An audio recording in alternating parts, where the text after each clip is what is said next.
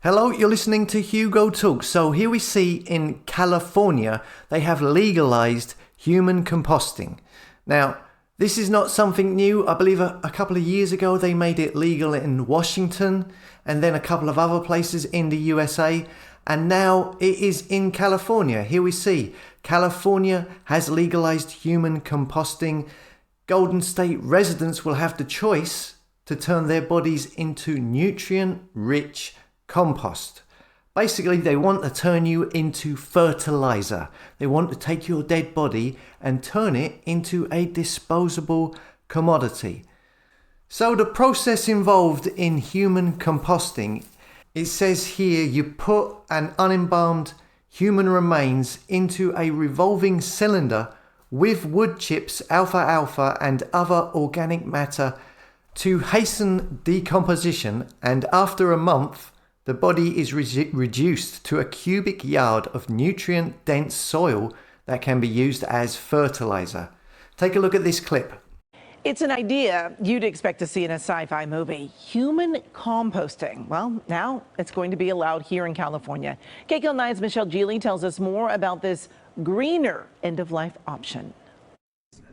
When we think of compost, piles of rich soil come to mind, or collecting table scraps in containers to convert to nutrient-rich dirt for the garden.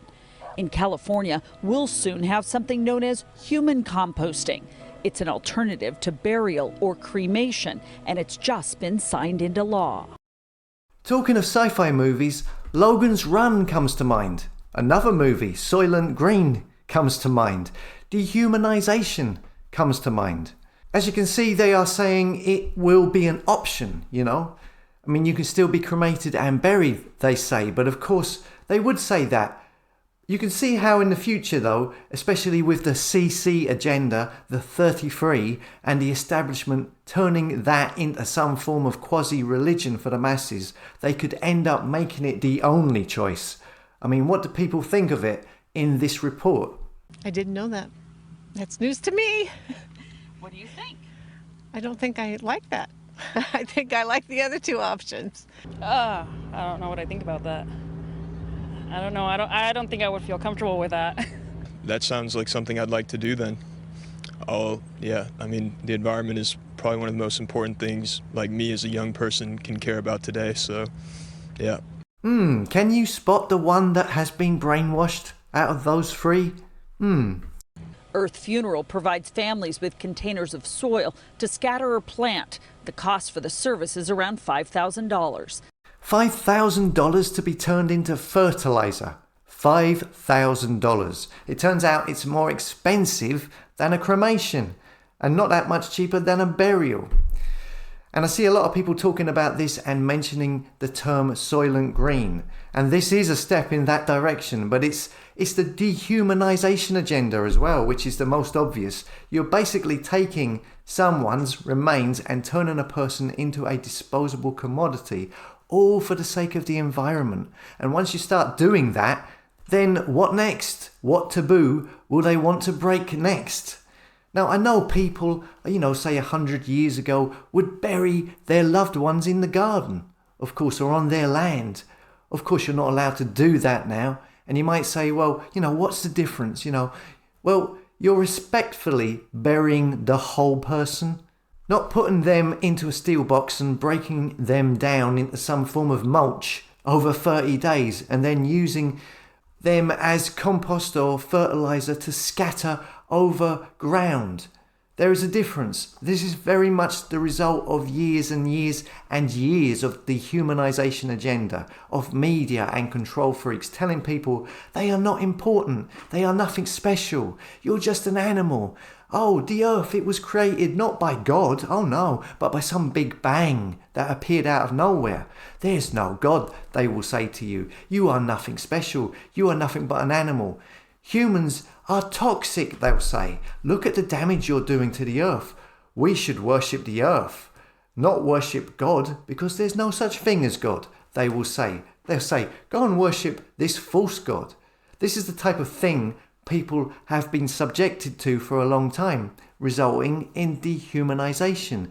And in this case, constant propaganda that goes against people's ancient human instinct, which is to create special places for the dead, special places for reverence, a grave which you can go and visit regularly, to leave fresh flowers and pay respects to that person who has passed on, to someone that you loved or was special to you, someone who touched your soul.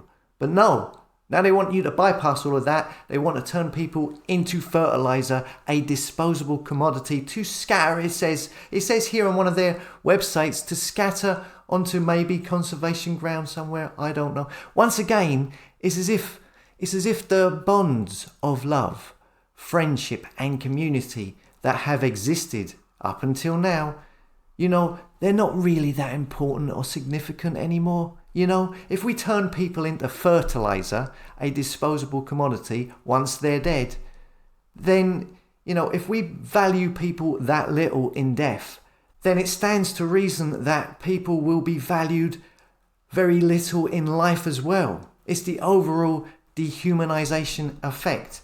If you're willing to be turned into a commodity in death, then why not turn you into a commodity while you're still alive as well? And there is another side to this. A lot of these funeral homes have licenses to sell body parts. They have to get the relatives' permission, but this is not always the case. Here we see Colorado funeral home owner accused of stealing body parts pleads guilty. This is from just 2 months ago. This person, it seems, hatched a scheme, it says. It says here, for 8 years, through 2018, Hess executed a scheme to steal hundreds of bodies or body parts, which she would then sell to other institutions for medical or educational purposes, prosecutors said.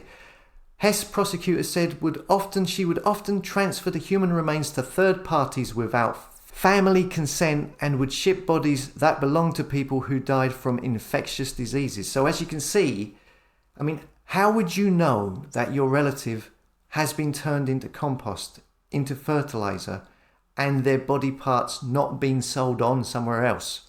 Also, looking into this composting humans, there are certain diseases that they won't deal with. One of them being prion disease. Apparently the composting doesn't get rid of it. And if this happened, someone with this disease was turned into fertilizer, then it could remain in the soil. The disease could remain in the soil for up to 2 years afterwards. So yeah, it's a grim subject, really. Personally, I just see it as another way of erasing people's values, turning them literally into commodities, taking away the dignity of a person. Look at the over-the-top funeral of the Queen and all of the reverence applied to that. Can you imagine them sticking her into a steel box with some wood chips and alfalfa and breaking her down into fertilizer for scattering? Oh, no, that's not dignified. You can't put Her Majesty into a box and decompose her into mulch. That's not dignified, they would say. But it's okay for the rabble, though. It's okay for the public, yeah, the majority. Listen, let us know what you think in the comments and come and subscribe to the website hugotalks.com so you can be notified when I upload a video. You can be notified by the website as opposed to relying on these third-party platforms, okay? See you later.